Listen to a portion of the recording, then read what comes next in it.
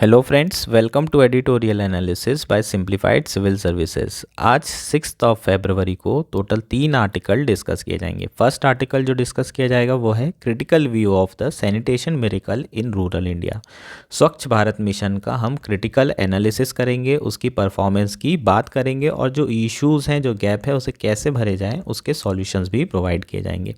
Next article जो discuss किया जाएगा वो है snow leopard count, why this Himalayan feat is the first step in securing the cat. Snow leopard के बारे में बात करेंगे, बहुत इंपॉर्टेंट है, लगातार न्यूज़ में आ रहा है। स्नो लेपर्ड के बारे में अलग से प्री के लिए पढ़ के आपको जाना है। ठीक, तो प्री और मेंस एस्पेक्ट कवर करेंगे। जो रिसेंट पॉपुलेशन काउंट हुई है उनकी, उसके बारे में बात करेंगे और जो क्वेश्चन बन सकते हैं प्री के वो भी कवर करेंगे। लास्ट आर्टिकल जो डिस्कस किया जाएगा वो है Uttar Pradesh model to tackle malnutrition. जो मेल न्यूट्रिशन के लिए यूपी का मॉडल है वो आपके लिए काफ़ी इंपॉर्टेंट है मेंस के पर्सपेक्टिव से। GS 4 में क्वेश्चन आएगा तो कैसे टैकल करोगे, GS 2 में आता है तो आप उसको कैसे यूज़ कर सकते हैं, सारी चीज़ें हम डिस्कस करेंगे। अगर आपको कंटेंट पसंद आ रहा है तो प्लीज़ लाइक करिए, शेयर करिए, सब्सक्राइब करिए और कमेंट तो करना ही है आप लोगों को। अगर आपको इसकी PDF चाहिए तो आप लोग टेलीग्राम ग्रुप भी ज्वाइन कर सकते हैं। सिंप्लीफाइड सिविल सर्विस सर्च करिएगा, मिल जाएगा। नहीं तो आप नीचे ही मोर में क्लिक करिए और वहाँ पर आपको लिंक मिल जाएगी, क्लिक करेंगे तो आप जो है ज्वाइन कर पाएंगे। आइए शुरू करते हैं एनालिसिस। हमारा फर्स्ट आर्टिकल है a critical view of sanitation miracle in rural India. यह आर्टिकल द हिंदू में आया है। GS 2 GS 3 मेंस के पर्सपेक्टिव से इम्पॉर्टेंट है। बेसिकली स्कीम है, उसकी हम परफॉर्मेंस पे बात करेंगे, क्रिटिकलिटी पे बात करेंगे, एनालिसिस करेंगे, क्रिटिकल एनालिसिस स्वच्छ भारत मिशन का।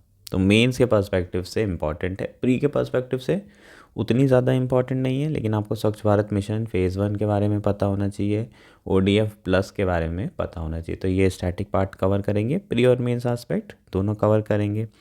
हम जानते हैं कि जो स्वच्छ भारत मिशन है उसके main target open defecation free करना था। ठीक है, उससे काफ़ी सारे लाभ हो सकते हैं। अगर पब्लिक सैनिटेशन इम्प्रूव होगा या फिर अगर देखा जाए कि अगर लोगों का एक्सेस टू टॉयलेट बेहतर होगा, ओपन डेफिकेशन नहीं होगा, तो काफ़ी सारे बेनिफिट होंगे। फॉर एग्ज़ाम्पल लोगों की हेल्थ, डायरिया जैसे इश्यूज़ बहुत ज़्यादा होते हैं, वाटर बॉर्न डिसीज़ेज़ बहुत ज़्यादा होती है। तो ये सारे इश्यूज़ जो है विलेज एरिया में बहुत देखने को मिलते हैं और हेल्थ उतना अच्छा भी नहीं है वहाँ पर, तो बहुत ज़्यादा डेथ होती है बच्चों की डेथ को कम करने के लिए उन्हें हाइजीन प्रोवाइड करने के लिए ये टॉयलेट एक्सेस दिया जा रहा है। इसके अलावा महिलाओं की प्राइवेसी के पर्पज़ से भी इम्पॉर्टेंट है, उनकी सेफ्टी के पर्पज़ से भी इम्पॉर्टेंट है। तो ये सारे एस्पेक्ट जो है कवर करने के लिए पब्लिक सैनिटेशन और एक्सेस टू टॉयलेट प्रोवाइड करने की सरकार कोशिश कर रही है। अगर हम देखें SDG गोल, तो सस्टेनेबल डेवलपमेंट गोल 6 में क्लियरली ये टारगेट दिए हुए हैं, access to water and sanitation. ये गोल हम यूनाइटेड नेशन के ये जो गोल हैं इसे अचीव करना चाहते हैं और गवर्नमेंट ऑफ इंडिया भी बहुत समय से जो सैनिटेशन है उसे इम्प्रूव करने में लगी हुई है। पब्लिक सैनिटेशन प्रोग्राम की हिस्ट्री बहुत पुरानी है। 1986 में first highly subsidize central rural sanitation programme शुरू हुआ था। 1999 में जो सैनिटेशन कैंपेन थे उनमें मार्क शिफ्ट देखने को मिला है। हाई सब्सिडी रिजीम से लो सब्सिडी रिजीम में शिफ्ट किया गया गवर्नमेंट ऑफ इंडिया के द्वारा, और जो प्रोग्राम थे वो डिमांड ड्रिवन अप्रोच से चलाए जा रहे थे। 2014 की बात करें तो पब्लिक सैनिटेशन प्रोग्राम 2014 में शुरू किया गया दोबारा से स्वच्छ भारत मिशन के नाम से। स्वच्छ भारत मिशन ग्रामीण के थ्रू जो है इंडिया ने ओपन डेफिकेशन फ्री स्टेटस सारे विलेजेस में हासिल कर लिया। 100% जो है ओपन डेफिकेशन फ्री हो गए थे हम अक्टूबर 2019 में। ठीक है, तो ये एक बहुत बड़ा मिरेकल है। क्यों मिरेकल है? क्योंकि इंडिया में जो सैनिटेशन कवरेज था वो 39% था 2014 में। 2019 में क्या हो गया? 100% हो गया, सारे लोगों के लिए एक्सेस टू टॉयलेट हो गया। तो आर्टिकल देखोगे तो क्या है, ये सैनिटेशन मिरेकल है। इसी को हम अब क्या करेंगे, इवेल्युएट करेंगे, एक्चुअल में ऐसा हुआ है या नहीं हुआ है।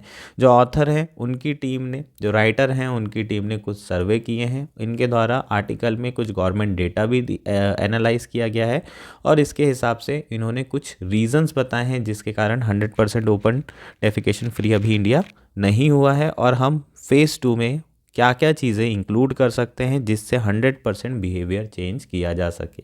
स्वच्छ भारत मिशन की सक्सेस सिर्फ टॉयलेट बनाने पे नहीं है, लोगों का एटीट्यूड और बिहेवियर चेंज करने के ऊपर है। मेन क्वेश्चन यहीं आ जाता है, अगर लोगों का एटीट्यूड और बिहेवियर चेंज नहीं होगा तो आप लाख मर्जी टॉयलेट बना लीजिए, उसमें पानी प्रोवाइड कर दीजिए, सब कुछ कर दीजिए, लेकिन लोग अगर यूज़ ही नहीं करेंगे तो आप क्या करेंगे? कुछ कर पाएंगे? नहीं कर पाएंगे। तो बिहेवियर और एटीट्यूडनल चेंज बहुत ज़रूरी है। GS4 में भी आपको आंसर क्वेश्चंस पूछा जा सकता है स्वच्छ भारत मिशन के लिए, क्या एटीट्यूडनल चेंज किस तरीके से हम कर सकते हैं, तो यहाँ से भी आप उसमें कुछ पॉइंट्स ले सकते हैं। ठीक, पहली जो स्वच्छ भारत मिशन था उसका फेज़ 1 कंप्लीट हुआ, उसी के अचीवमेंट के ऊपर जो फेज़ 2 था सरकार ने उसे शुरू किया। उसका मेन टारगेट क्या था? जो पहले वाला प्रोग्राम हुआ है सक्सेसफुल, उसकी सस्टेनेबिलिटी, जो टॉयलेट बनाए गए हैं उसको है ना मेंटेन करके रखना, जितने भी पब्लिक टॉयलेट होंगे उसमें प्रॉपर पानी रहे, स्वच्छता बनी रहे, हाइजीन बनी रहे। तो पहला तो ये टारगेट था सस्टेनेबिलिटी। और ये कैसे अचीव की जा सकती थी? By promoting solid and liquid waste management. तो बहुत सारे ऐसे grey solid liquid waste management plant जो है डेवलप किए जा रहे हैं स्वच्छ भारत 2 मिशन में। ठीक है, फेज़ 2 मिशन में। इसके अलावा जो हाउसेस पहले छूट गए थे उनको भी कवर किया जाएगा। तो ये सारी चीज़ें क्या है, हमारे टारगेट है स्वच्छ भारत मिशन ग्रामीण फेज़ 2 के। सरकार ने जो ट्रांसफॉर्म किया है सेकंड फेज़ में, उसे क्या कहा है? ODF से हम क्या करेंगे? ODF प्लस पर जाएंगे। ठीक है, तो जो 2 है उसको हमने क्या कहा है, अगर 2 के टारगेट कंप्लीट होंगे तो वो विलेजेस क्या होंगे? ODF प्लस विलेजेस स्टेटस में आ जाएंगे। लगभग 85% ऑफ विलेजेस ऐसे हैं जिन्होंने ODF प्लस स्टेटस अचीव कर लिया है। ODF प्लस अचीव करने का टारगेट क्या था? 2024-25, तो हम लोग ऑलमोस्ट करीब आ चुके हैं। ये अकॉर्डिंग टू गवर्नमेंट डेटा है। लेकिन एक चीज़ जो हम लोग एनालाइज करेंगे वो क्या है? Behaviour change. और उसके लिए कुछ सर्वे और डेटा दिया हुआ है, उस पर बात कर लेते हैं। 2012 का जो NSSO का सर्वे है उसके कुछ रीज़न दिए कि क्यों जो है टॉयलेट को यूज़ नहीं किया जा रहा है इवन टॉयलेट होने के बाद भी।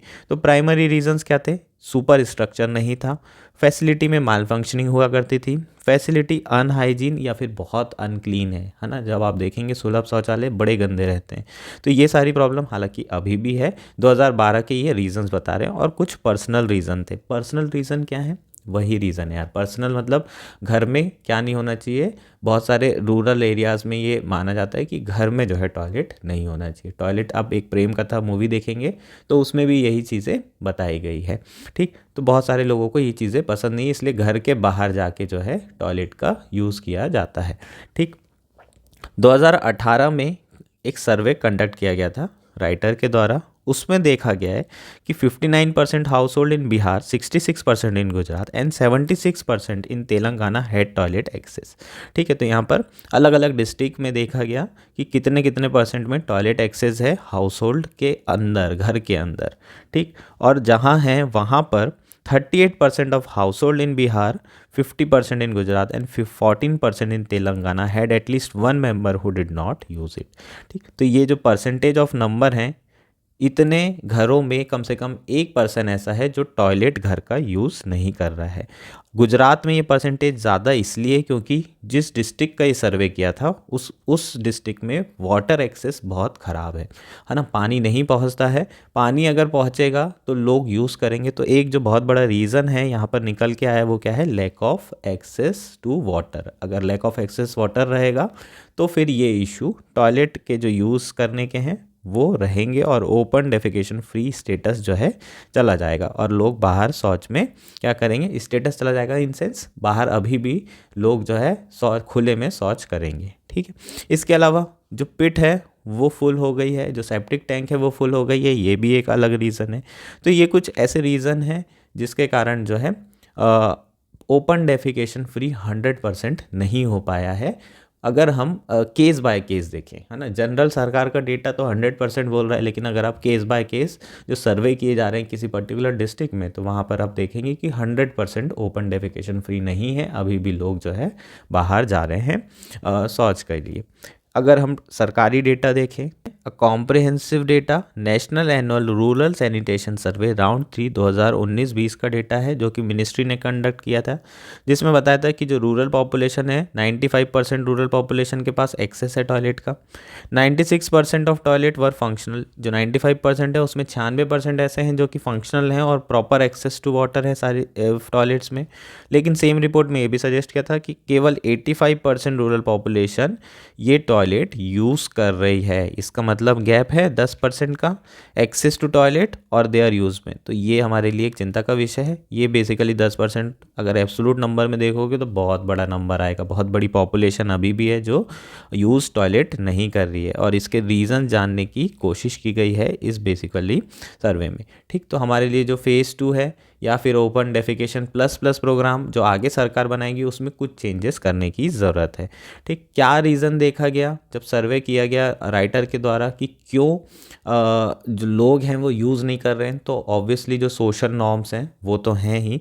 और थोड़ा हमने डीप डिग किया तो राइटर ने क्या पाया, एक चीज़ जो पाई वो है हाउस होल्ड का साइज़। अगर हाउस होल्ड का साइज़ बहुत बड़ा है, मान लीजिए 5 से ज़्यादा मेंबर हैं, 6 से ज़्यादा मेंबर हैं और एक ही टॉयलेट है, तो ओवर क्राउडिंग और सोशल नॉर्म्स होने के कारण कोई ना कोई ऐसा मेंबर ज़रूर होगा जो टॉयलेट यूज़ नहीं कर रहा होगा। तो ये एक बहुत बड़ा रीज़न निकल कर आया है। इसके अलावा अगर एक्सेस टू वाटर डिफ़िकल्ट हो रहा है तो टॉयलेट यूज़ जो है बहुत कम हो जाता है, रिड्यूस हो जाता है। इन लोगों ने जो सर्वे किया था उसमें देखा था जो बैकवर्ड और रिमोट विलेज है वहाँ पर अगर doorstep access to toilet है तो वहाँ पर टॉयलेट का यूज़ बहुत ही ज़्यादा है।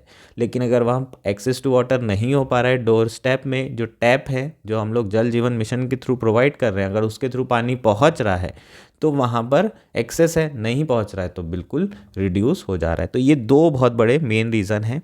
इसलिए सरकार क्या क्या कर सकती है अपने फेज़ 2 में, एक तो जो पर्टिकुलर हाउस होल्ड मेंबर हैं जैसे कि 4 या 5, अगर 5 से ज़्यादा मेंबर है तो 2 टॉयलेट के प्रोविजंस के लिए क्या कर सकती है, एक रूल बना सकती है। अपने स्वच्छ भारत मिशन में क्या कर सकती है, उसे इंक्लूड कर सकती है। मान लीजिए कि अगर सरकार जो है नेक्स्ट मिशन में या नेक्स्ट फेज़ में क्या करे, जहाँ पर भी 5 मेंबर से ज़्यादा हैं वहाँ पर एक और बाथरूम बनाने के प्रोविज़न, एक्स्ट्रा जो इंसेंटिव दिए जा रहे थे, 12,000 रुपये दिए जा रहे थे, 8,000 रुपये दिए जा रहे थे, वो सारे पैसे दोबारा से एक्स्ट्रा टॉयलेट बनाने के लिए दिए जाने चाहिए। तो सरकार एक तो ये चीज़ें कर सकती है और दूसरा जल जीवन मिशन को क्लब कर सकती है। किसके साथ, स्वच्छ भारत मिशन के साथ। अगर दोनों एक अलग अलग हो रहे हैं, एक साथ क्लब करके देखने की ज़रूरत है ताकि एक्सेस टू वाटर लोगों को प्रोवाइड किया जा सके। ठीक, थर्ड जो इम्पॉर्टेंट रीज़न है वो है सोशियो इकोनॉमिक रीज़न। ठीक है, जो कास्ट हायरार्की है, जो रिग्रेसिव सोशल नॉर्म है, उसके आईने से हमें देखने की ज़रूरत है लोगों का टॉयलेट यूज़ करना। अगर हम देखें जो सिमिलर गवर्नमेंट सर्वे था उसकी बात करें तो access to toilet was highest for upper caste. जो अपर कास्ट है उनके पास एक्सेस टू टॉयलेट सबसे अधिक है। जो एससी हैं उनके पास 95% एक्सेस टू टॉयलेट है जो कि लोवेस्ट है। तो अगर हम यहाँ पर देखें तो एक्सेस टू अपर कास्ट ज़्यादा है लेकिन उनके द्वारा जो यूज़ किया जा रहा है वो कम है। तो रिलेटिवली जो हायर कास्ट के लोग हैं वो कम यूज़ कर रहे हैं टॉयलेट को और लोअर कास्ट के लोग ज़्यादा यूज़ कर रहे हैं टॉयलेट को। ऐसा क्यों हो रहा होगा? ऑब्वियसली जो सोशल नॉर्म है वो बहुत रिजिड हैं, इसमें अपर कास्ट के लोगों में घर पे नहीं होना चाहिए टॉयलेट, अनहाइजीनिक है, ये चीज़ें सही नहीं हैं। तो जो अपर कास्ट के लोग हैं वो ज़्यादा फॉलो करते हैं इन सारी चीज़ों को, लोअर कास्ट के लोग कम करते हैं।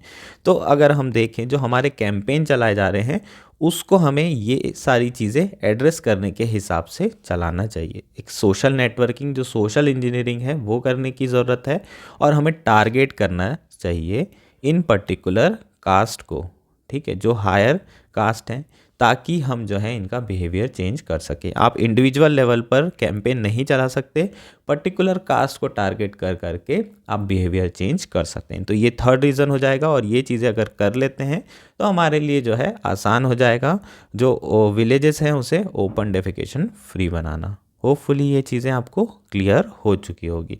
ठीक, तो आप कितना भी जो है इंफ्रास्ट्रक्चर बना लें, जब तक कि आप बिहेवियर चेंज नहीं करेंगे तब तक के पब्लिक सैनिटेशन जो है इम्प्रूव नहीं हो सकता इंडिया में। और जो एसडीजी गोल है इंडिया चाहता है 6 को अचीव करना, वो बहुत दूर हो जाएगा। इसलिए बिहेवियर चेंज पे फोकस करने की ज़रूरत है, इंडिविजुअल लेवल पे भी और कलेक्टिव लेवल पर भी। ये हमारा आर्टिकल था। होपफुली ये आर्टिकल आपको क्लियर हो गया होगा। 3 मेजर रीज़न है और तीनों के सॉल्यूशन हमें बताने हैं। अगले फेज़ में सरकार जो है ये सारी चीज़ें कर सकती है। ओके, नेक्स्ट आर्टिकल है snow leopard count, why this Himalaya feat is the first step in securing the cat. यह आर्टिकल द इंडियन एक्सप्रेस में आया है और GS3 एनवायरमेंट मीन्स के पर्सपेक्टिव से इंपॉर्टेंट है, प्रीलिम्स के पर्सपेक्टिव से बहुत इंपॉर्टेंट है। स्नो लेपर्ड के ऊपर आपको क्वेश्चन पूछा जा सकता है, इनके हैबिटेट से रिलेटेड क्वेश्चन आ सकता है, पर्टिकुलर स्नो लेपर्ड के ऊपर हमें क्वेश्चन देखने को मिल सकता है। तो ये एस्पेक्ट कवर करेंगे। मेंस वाला एस्पेक्ट आपको पूछा जा सकता है, बिल्कुल। चैलेंजेस पूछे जा सकते हैं, इनके कंजर्वेशन में क्या क्या चैलेंजेस हैं आपको पूछा जा सकता है कि क्यों ये स्पीशीज़ वनरेबल है, एंडेंजर्ड है, ये सारी चीज़ें भी आपको मेंस में आ सकती है। उसमें आप डेटा यूज़ कर सकते हैं जो इस आर्टिकल में दिया हुआ है। डेटा पर्सपेक्टिव से ये आर्टिकल मेंस के लिए काफ़ी इंपॉर्टेंट है। मेंस और प्री दोनों एस्पेक्ट कवर करेंगे।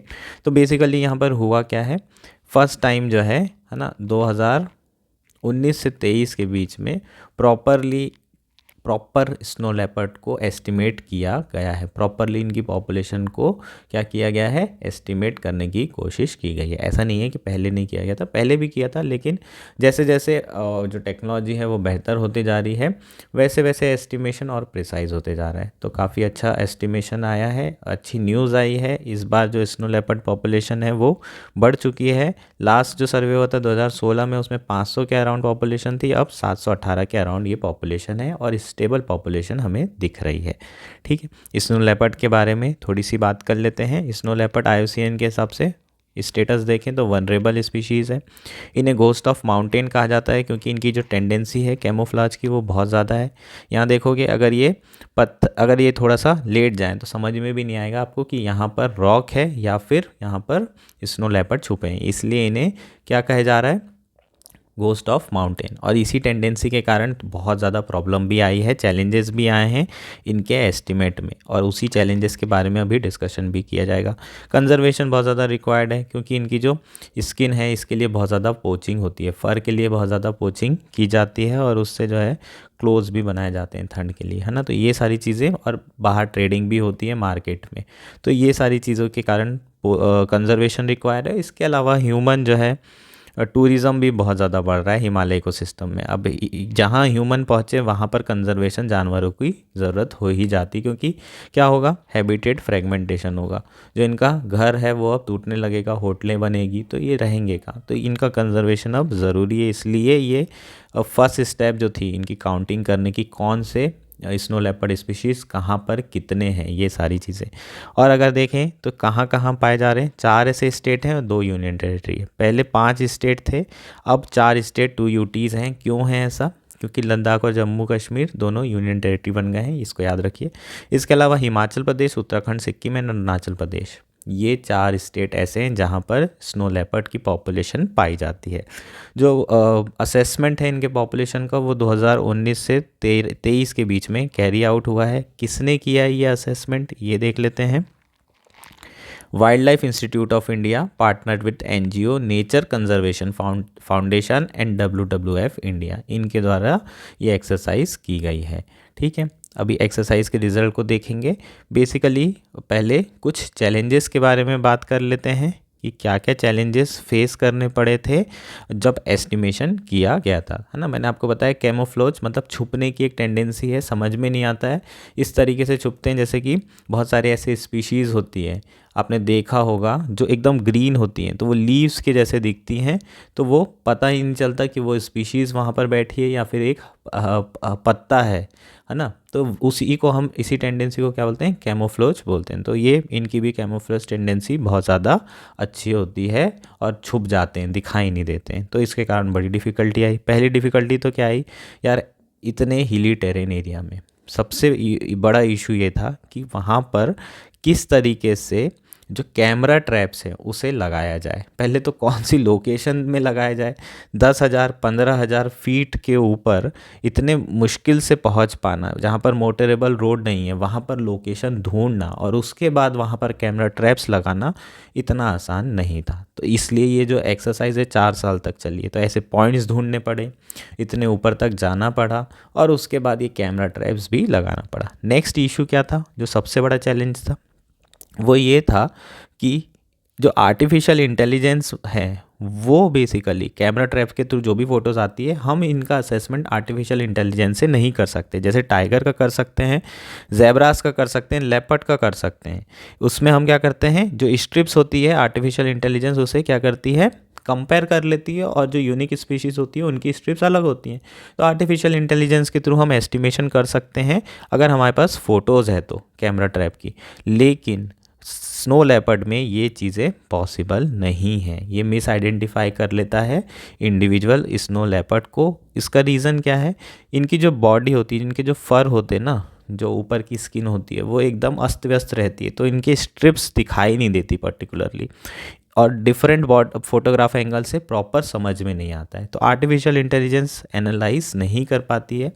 इसलिए रिसर्चर ने ये कहा है कि अगर हमें लेपर्ड की, स्नो लेपर्ड की काउंटिंग करनी है तो आपको मैनुअली ही करना पड़ेगा, मैनुअल इवैल्यूएशन करना पड़ेगा और 3 ऐसे रेफरेंस पॉइंट लिए जाने चाहिए जिसके थ्रू जो है क्या करते हैं इन लोग, एक अलग अलग फोटोग्राफ खींचते हैं अलग अलग एंगल से और 3 रेफरेंस पॉइंट लेते हैं। हेड एंड टेल बहुत इंपॉर्टेंट रेफरेंस पॉइंट होता है किसी भी लेपर्ड को आइडेंटिफाई करने के लिए। उसके हेड को देखो, टेल को देखो और फिर असेसमेंट करो कि हाँ ये 3 पॉइंट में सिमिलरिटी है या नहीं है। तो इंडिविजुअल लेवल पर सारे लेपर्ड का एनालिसिस करना पड़ता है, इसलिए 4 साल लगे इस एक्सरसाइज में।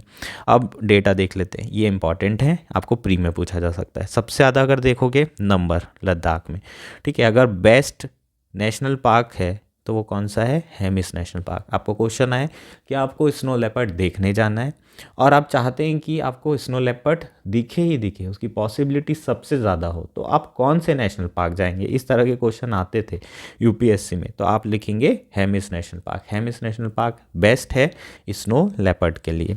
एस्टिमेटेड नंबर देखो, सबसे ज़्यादा पॉपुलेशन कहाँ पर है, लद्दाख में, और डेंसिटी भी अच्छी खासी है। सेकंड नंबर पर, थर्ड नंबर पर डेंसिटी है, सेकंड नंबर पर सिक्किम में है, लेकिन यहाँ नंबर बहुत कम है। जम्मू कश्मीर में भी मतलब टॉप पे डेंसिटी है लेकिन नंबर बहुत ही कम है, 9 और 21, ठीक है, छोटे एरिया में है इसलिए डेंसिटी ज़्यादा है, लेकिन ओवरऑल अगर नंबर देखेंगे तो कम होंगे। तो दिखने के चांसेस यहाँ पर कम है, लद्दाख में ज़्यादा है। हेमिस नेशनल पार्क में जाओगे तो और बढ़िया है, ठीक। उत्तराखंड में भी पॉपुलेशन 124 है लेकिन यहाँ डेंसिटी थोड़ी ठीक ठाक है, ठीक है, अच्छी खासी पॉपुलेशन है और डेंसिटी भी यहाँ ठीक है। हिमाचल प्रदेश की बात करेंगे तो 51 स्नो लेपर्ड एस्टिमेट किए गए हैं और density okay okay. Arunachal Pradesh की बात करोगे तो 36, ठीक। तो ये जो है एस्टिमेशन हो जाएगा। हाईएस्ट पॉपुलेशन आपको लद्दाख में मिलेगी, उसके बाद उत्तराखंड में मिलेगी, उसके बाद हिमाचल प्रदेश में, उसके बाद अरुणाचल प्रदेश में। तो ये क्रोनोलॉजिकल ऑर्डर आपके लिए इम्पॉर्टेंट है, ठीक। और सबसे ज़्यादा डेंसिटी जम्मू एंड कश्मीर में है, इसको याद रखिएगा। तो 2 चीज़ें जो आपको पूछी जा सकती है वो है लद्दाख में सबसे ज़्यादा पॉपुलेशन है, उसके बाद यूके में है, उसके बाद एचपी में है और उसके बाद अरुणाचल प्रदेश, उसके बाद सिक्किम और फिर जम्मू एंड कश्मीर। और हाईएस्ट डेंसिटी पूछा जाए तो आंसर क्या आएगा, जम्मू एंड कश्मीर। ये आपके प्रीलिम्स के क्वेश्चन जो है बन जाएंगे। होपफुली ये चीज़ें आपको क्लियर है और यही बेसिकली हमारा आर्टिकल। हमारा लास्ट आर्टिकल है an Uttar Pradesh model to tackle malnutrition. ये केस स्टडी है, इसको अपने आंसर में यूज़ करेंगे मेंस में। प्री के लिए उतनी इम्पॉर्टेंट नहीं है, सिर्फ मेंस के लिए ये इम्पॉर्टेंट है।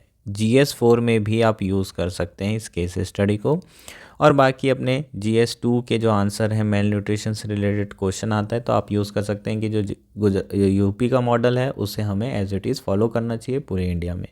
अगर आपका एम्प्लॉयमेंट जनरेशन से रिलेटेड क्वेश्चन आता है तब भी आप यूज़ कर सकते हैं। इसके अलावा आप वुमेन एम्पावरमेंट से रिलेटेड क्वेश्चन आता है तब भी यूपी का जो मॉडल बताया गया है उसको आप इस्तेमाल कर सकते हैं।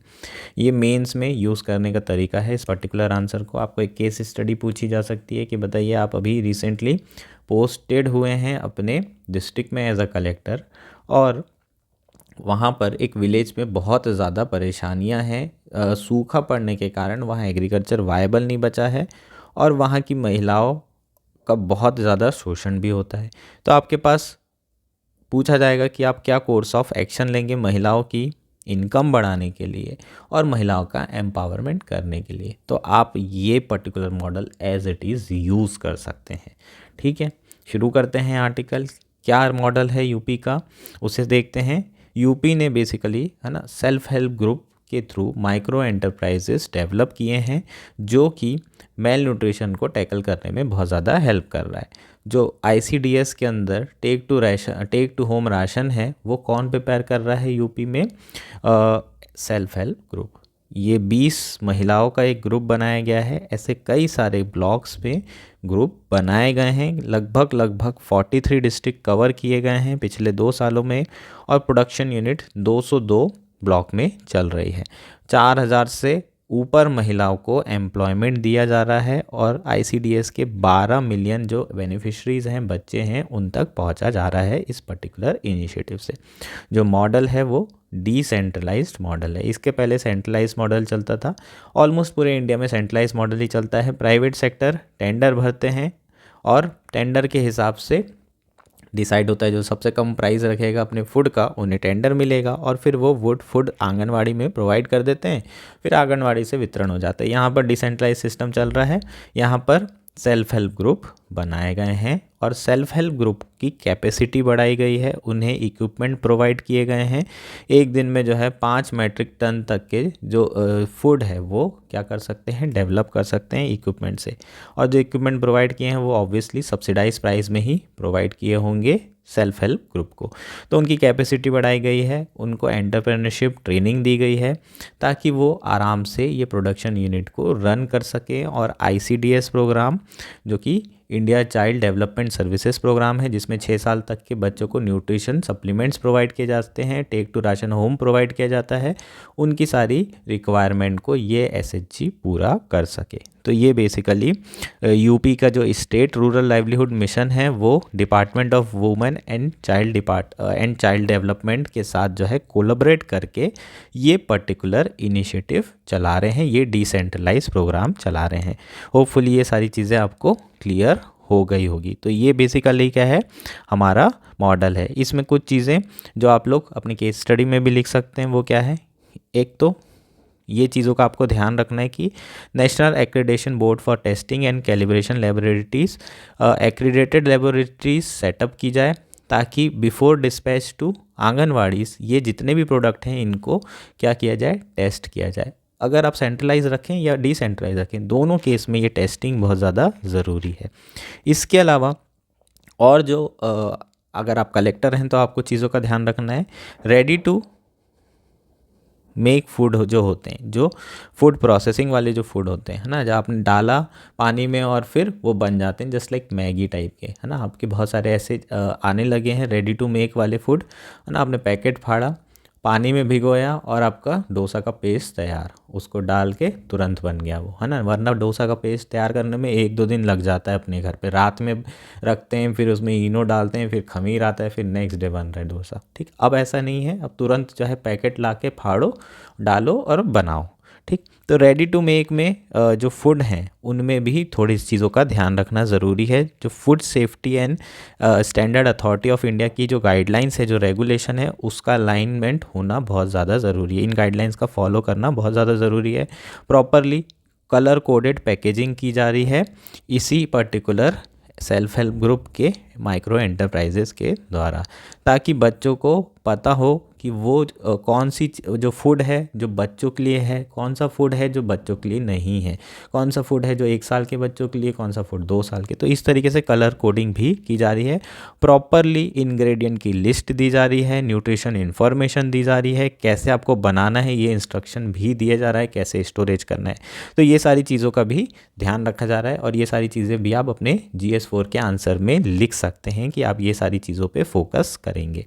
इसके अलावा यूपी गवर्नमेंट के द्वारा ऐप बेस्ड सॉल्यूशन भी डेवलप किए जा रहे हैं और कोशिश की जा रही है कि लोकल मार्केट में भी ये फूड प्रोवाइड किया जाए, क्योंकि इसके न्यूट्रिशन का बहुत ज़्यादा ध्यान दिया गया है।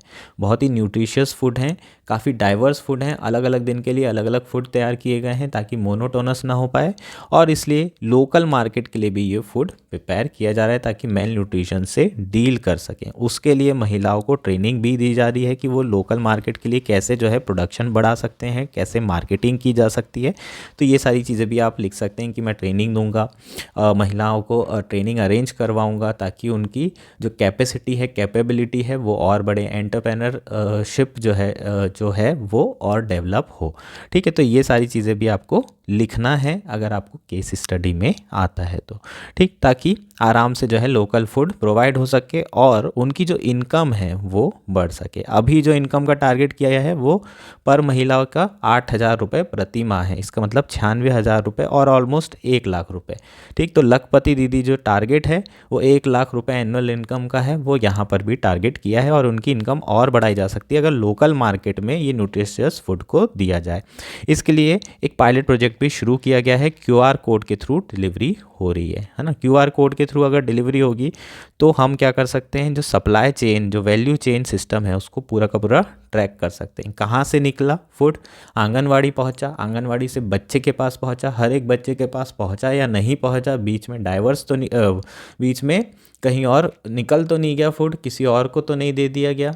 ठीक है, तो ये जो डाइवर्जेंस है, लीकेजेस हैं, इनको रोकने के लिए QR कोड का भी यूज़ किया जा रहा है, ट्रैक किया जा रहा है होम राशन को।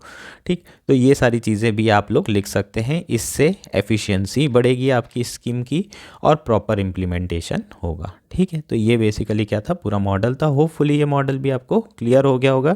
GS4 में आता है तो ये सारी चीज़ें आप लिख सकते हैं, और अगर GS2 में आएगा तो आप सिर्फ UP का मेल न्यूट्रिशन मॉडल है जो कि डिसेंट्रलाइजेशन बेस्ड है उसको लिख सकते हैं। सेल्फ हेल्प ग्रुप के ऊपर भी क्वेश्चन आता है, उसमें भी आप ये एग्जाम्पल ज़रूर दे सकते हैं, बहुत इंपॉर्टेंट ये एग्जाम्पल है। सेल्फ हेल्प ग्रुप के ऊपर जब भी क्वेश्चन आएगा, वुमेन एम्पावरमेंट में भी आप एग्जाम्पल दे सकते हैं। तो ये हाईलाइट क्या करता है, एक मल्टी स्टेक होल्डर जो है अप्रोच जो कि कॉम्प्रिहेंसिव होती है, वो एक अच्छा सॉल्यूशन दे सकती है। तो इस तरीके के है ना कंक्लूजन भी, ऐसे अंग्रेजी वर्ड आपको पता होना चाहिए, ऐसे लिख सकते हो, इस तरह का आंसर जो है कंक्लूजन लिख सकते हो। That's it for today, thank you and enjoy your day.